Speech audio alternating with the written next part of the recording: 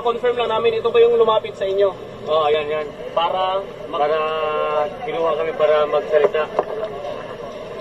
Magkano ang binigay sa inyo nito, boss? 100 lang yan, hayop ng putang ina, mga makita, bubugin ko pa yung hayop na yun eh.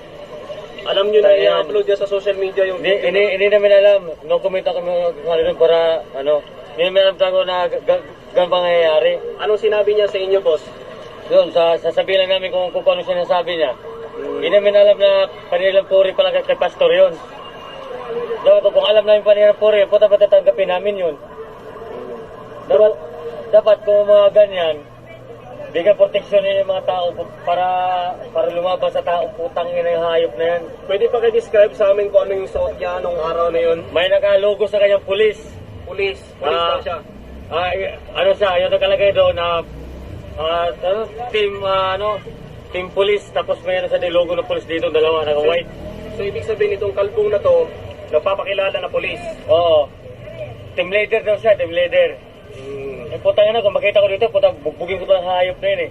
Kanilang puri pa lang yung ginagawa yun. Kung alam namin, bakit papayag kami sa 100 lang. Diba? Ang gusto lang malilawin namin, bigyan kami proteksyon ng mga tao para madiin ang hayop na yan.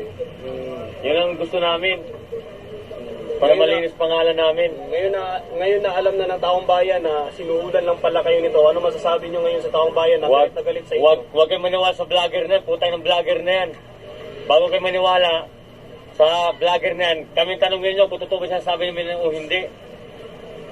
Ipakita sa amin yung tao na para malaman niya kung anong dinadaig namin sa hayop na yan. Baka dito ko ba sa mapatay hayop na yung putang vlogger na yan? Pulis siya, putang na niya. Pati pamilya namin nagsisira dahil sa kanya. Dapat sir, dapat hinuhuligan yung mga tao na nagpapanggap na pulis, na vlogger ng pulis. Wala pala katotohanan na vlogger ng pulis na dapat hinuhuli yan. Para handa naman kami dapat hulihin nila yan.